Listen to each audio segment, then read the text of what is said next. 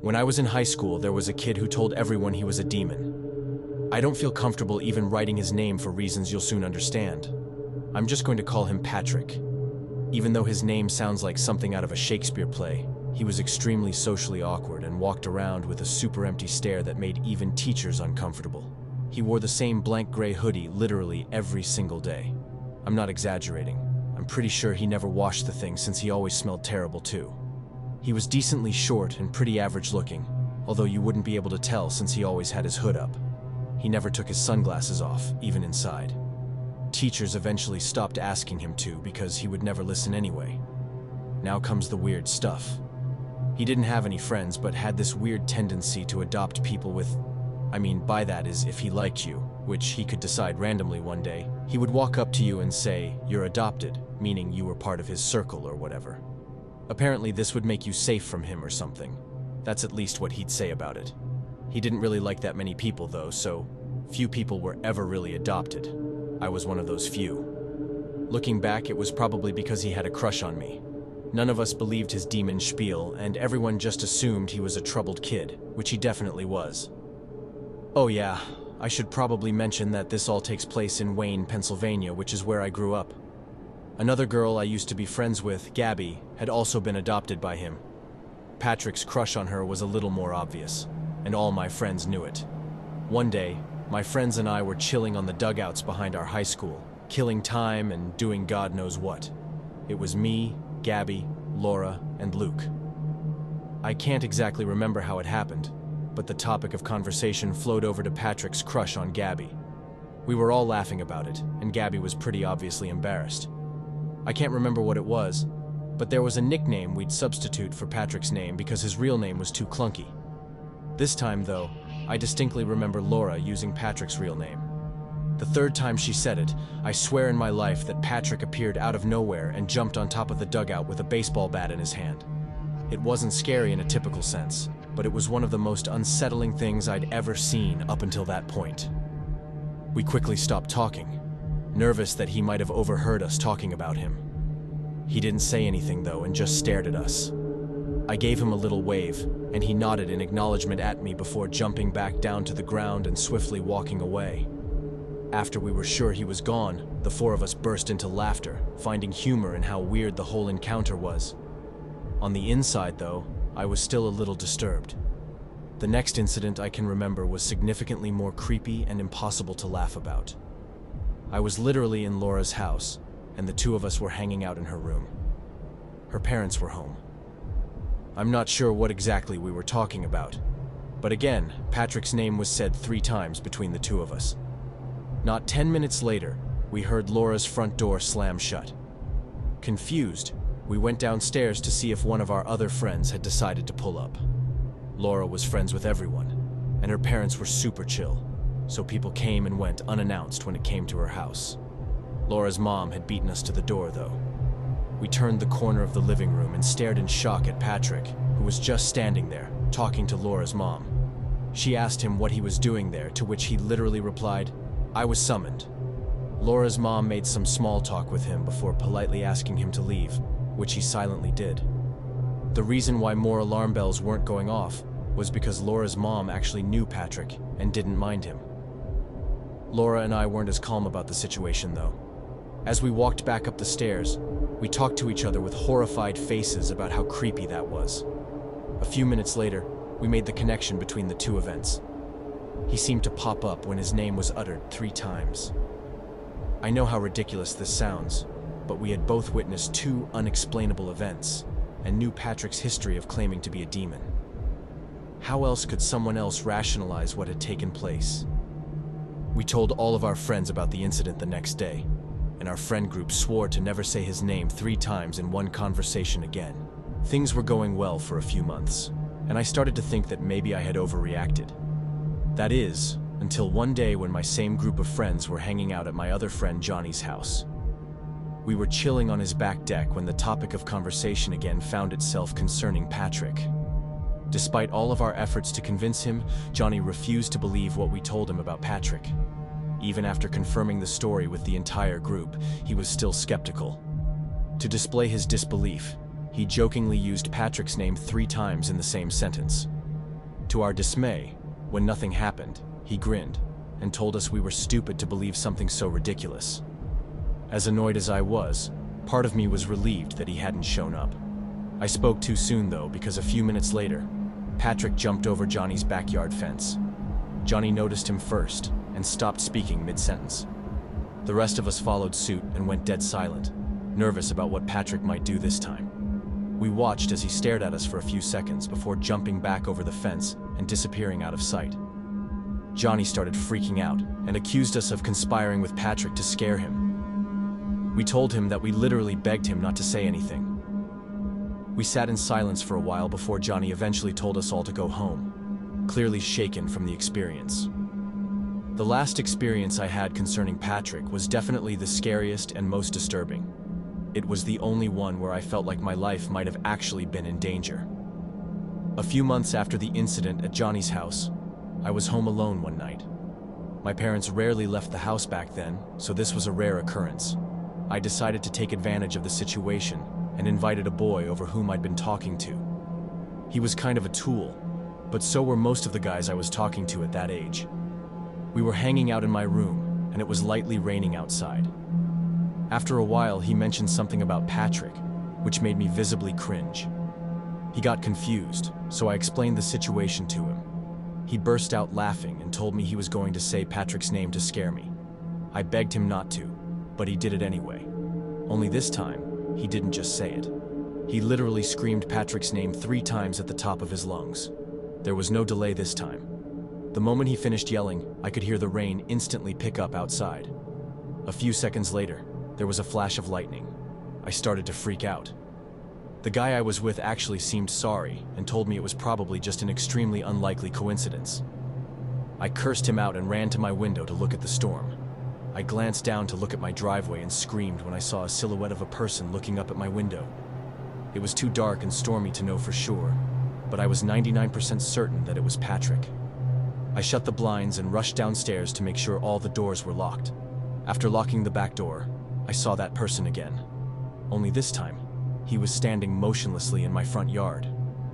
I felt a panic attack coming on, and I knew Patrick was going to find a way inside my house. I started screaming, "I'm adopted!" over and over again, hoping that would do something. I know there was no way he'd have been able to hear me, but my brain was all over the place at that point. The guy I was with ran down the stairs a few seconds later and picked me up off the kitchen floor in an attempt to comfort me. I looked out the window again, and he was gone. The storm was still coming down like crazy though, but it's not like I was going to search the property anyway. The next morning after that guy had left, I went out to inspect my yard. To my horror, I found something sinister in the far corner of my backyard. It was Patrick's hoodie, and wrapped inside of it were a couple of random belongings of mine that I assumed I lost. My parents were gone another day, and I was too scared to call the police. I figured I'd show my parents what I'd found after school the next day, and they'd take it from there. I never had to, though. The next day, Patrick didn't show up to school. He didn't the day after that either. None of us ever saw him again, and no one knew what happened to him. My parents still live in the same house, which is something I think about a lot. I know this isn't your typical scary story, but I'm not sure where else to vent about this. A few people from school told me they caught Patrick hiding and eavesdropping on their conversations, which could explain how he was able to show up out of nowhere. As I've grown older and thought back on the whole thing, I think what makes the most sense is Patrick was just a mentally ill stalker who followed me and possibly other girls around, hence why he was always able to appear when his name was brought up. It skeeves me out just imagining him following me around all over the place, listening to me. I don't even want to wonder where he is today.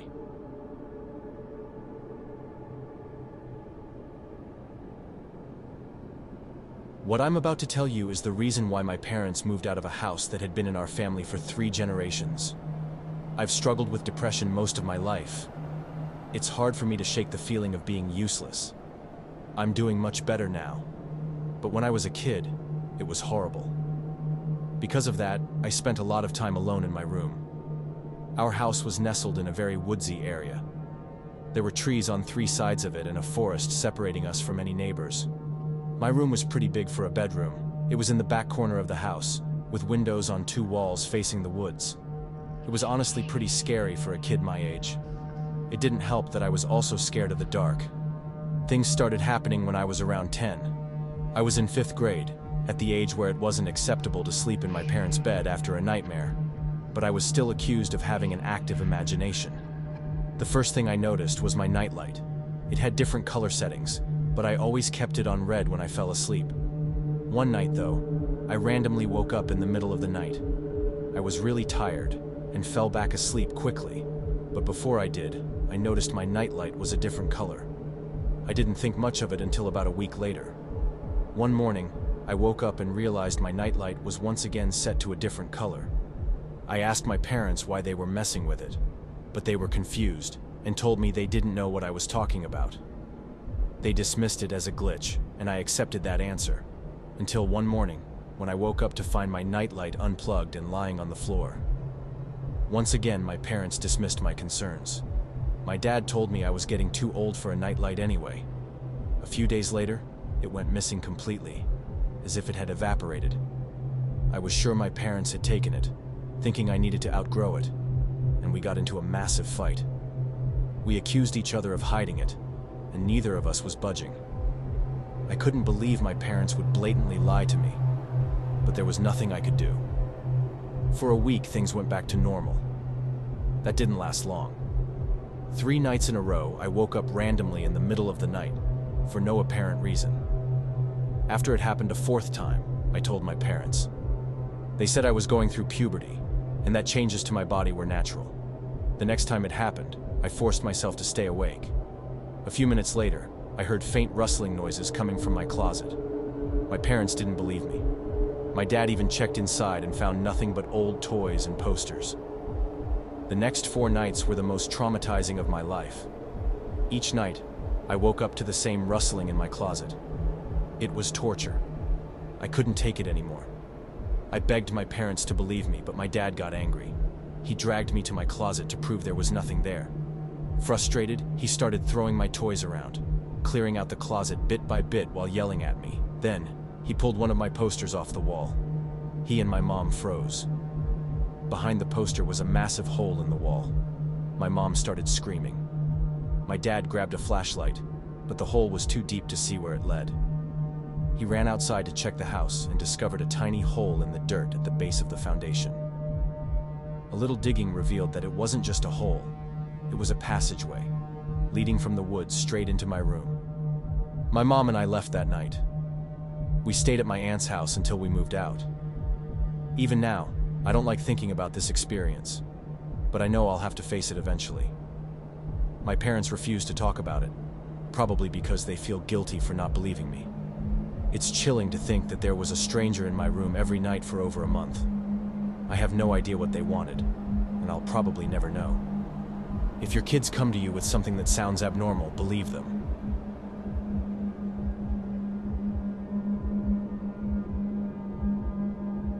My name is Leo.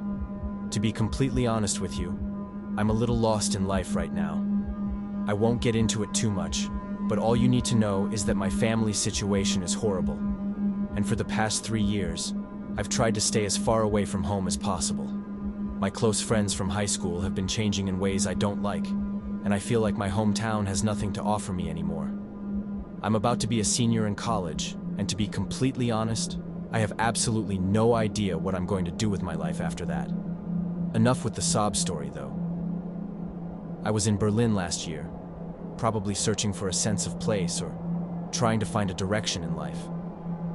I remember the name of the bar I was in, Ruya. I was there alone, nothing I'm not used to. I was getting ready to leave when I felt around my pocket and realized my apartment keys were missing. Just my luck. I stumbled out of the bar and began walking toward my apartment anyway. The whole thing was locked up. There was no way I was getting in there, and it was way too late at night to get a replacement set.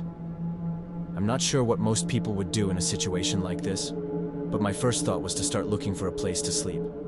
As if my luck wasn't bad enough, it started raining. Eventually, I decided to sleep under a nearby bridge. I didn't even know where I was, but I was out of the rain and safe, so I was happy. As I was drifting off, I began picking up on some faint voices coming from across the river. I sat back up and saw what looked like 5 men standing on the opposite side, along with a little boat that was tied off. They didn't seem to notice me. It took me less than a minute to realize what I was watching. There was an honest-to-God drug deal or something going down right in front of me. My German isn't great, so I wasn't really able to make out what they were saying, but several briefcases and duffel bags were exchanging hands, so I filled in the blanks myself. I thought about finding a new spot, but I didn't want to draw attention to myself by moving. I figured I'd just wait for this to be over, then leave. All of a sudden, one of the men yelled something aggressively in German and pointed a gun at another man. There was a brief moment of silence before the other guy put his hands up and started talking really quickly. It looked like he was being set up. The other men stripped him of his clothing and started confiscating his belongings. I didn't feel safe there anymore and got up slowly to move. As I did, I heard one of the men shout what roughly translates to, "There's someone there!" I started running, not even turning to look at them. They shouted more things at me, but the only words I was able to understand were, "Don't shoot." I ran until I threw up and nearly passed out from drunken exhaustion. There was no way they'd be able to catch me, but they could have easily killed me. Sometimes, I still think about how I could have lost my life that night if those men had decided to fire at me. Sometimes I feel like I'm fated to run forever.